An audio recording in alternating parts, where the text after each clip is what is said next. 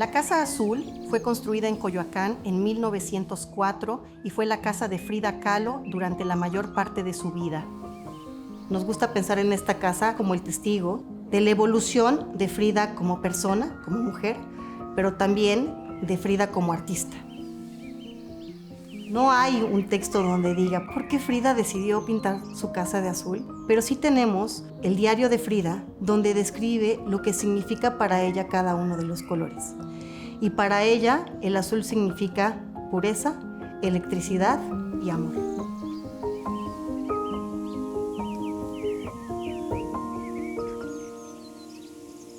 Frida nació en 1907.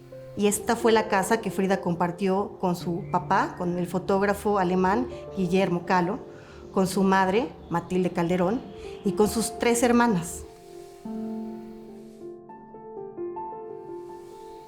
Frida es una de las primeras 35 mujeres que entran a la Escuela Nacional Preparatoria.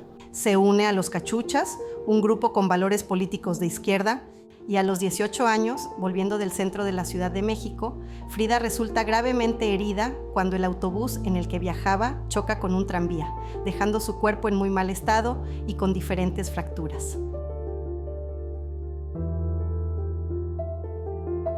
Este accidente cambia por completo su vida.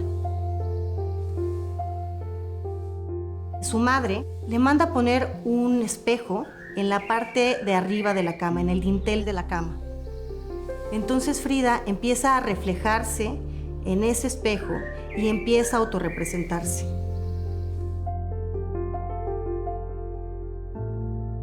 La Casa Azul es el espacio de creación de Frida, pero también es un espacio de resiliencia. Después de recuperarse de ese accidente, Frida empieza a perseguir una carrera como pintora. Y luego conoce a Diego Rivera. Diego fue un gran muralista, fue pintor, escultor y fue un gran visionario de México. Cuando Frida se casa con Diego, Diego tiene comisiones para pintar en diferentes lugares. Se van a Estados Unidos y eso la expone a nuevas ideas, a nuevas personas. Comienza a pintar de manera más recurrente. André Breton, después de conocer a Frida y su obra, la invita a hacer una exposición en París.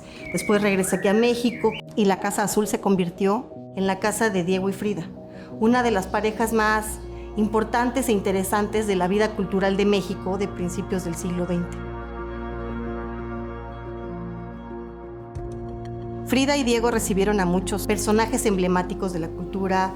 Es muy lindo ver que Frida está compartiendo la mesa con Covarrubias, con Rosa Rolanda, Arkady Boiler, Sergei Eisenstein y con León Trotsky, que también fue un habitante de esta casa, gracias a la invitación que le hacen Diego y Frida para que venga aquí con su esposa Natalia. El jardín de la Casa Azul, como la casa en sí misma, hablan de la personalidad de Frida y hablan de lo que a Frida le parece valioso. Así como Frida transformó su casa, porque el aspecto original de esta casa no era como la vemos hoy, no era azul, lo mismo pasa con el jardín. El jardín es un espacio para expresarse, para inspirarse.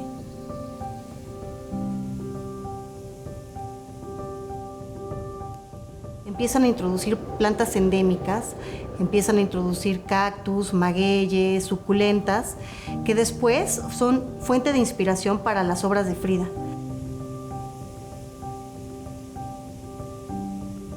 Recorriendo esta casa, podemos subir al segundo piso, que es la ampliación que el propio Diego Rivera diseña para que Frida esté más cómoda y pueda pintar. Es muy lindo pensar en Frida trabajando ahí, en todos los pigmentos, los pinceles, las paletas, las tintas, los óleos. Es una artista muy sincera que comparte sus vivencias, sus sentimientos, sus reflexiones a través de imágenes que una vez que las ves son muy difíciles de olvidar.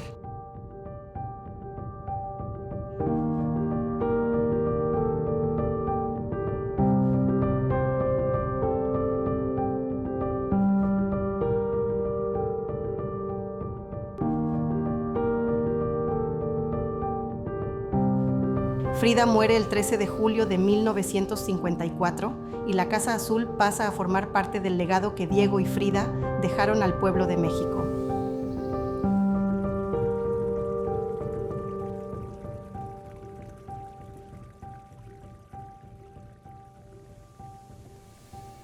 Para transformar este espacio privado, esta casa, en un espacio público, en un museo, invitan al museógrafo y al poeta Carlos Pellicer, que es un gran amigo de Frida y sobre todo es un visitante frecuente de esta casa. La Casa Azul tiene las primeras y las últimas obras de Frida. Algunas veces la gente pregunta por qué no encuentra la columna rota, las dos Fridas o unos cuantos piquetitos, y la respuesta es que la obra de Frida está diversificada en el mundo. También tenemos algunas obras que probablemente pintó para ella misma, como la fotografía al óleo de su primer autorretrato con traje de terciopelo, el retrato que le hace de su padre, de Guillermo Kahlo. También tenemos La última naturaleza muerta, la última obra que Frida firmó en esta casa unos pocos días antes de morir, que es Viva la vida. Tenemos también el archivo de Diego y Frida, que estuvo guardado en el baño de la casa por orden de Diego durante 50 años.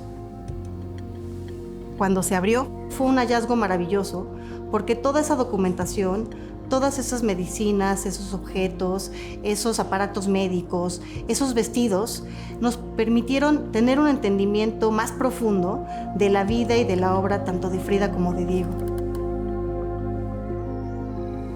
Frida Kahlo es hoy una artista conocida en muchos lugares del mundo y este ha sido un proceso que ha sucedido gradualmente. Que las exposiciones internacionales que se han hecho de Frida, películas, los documentales, han ayudado a entender un poco más a esta gran pintora. Este museo es una ventana para transformar esas primeras ideas que tenemos acerca de Frida en una apreciación del arte que ella hizo.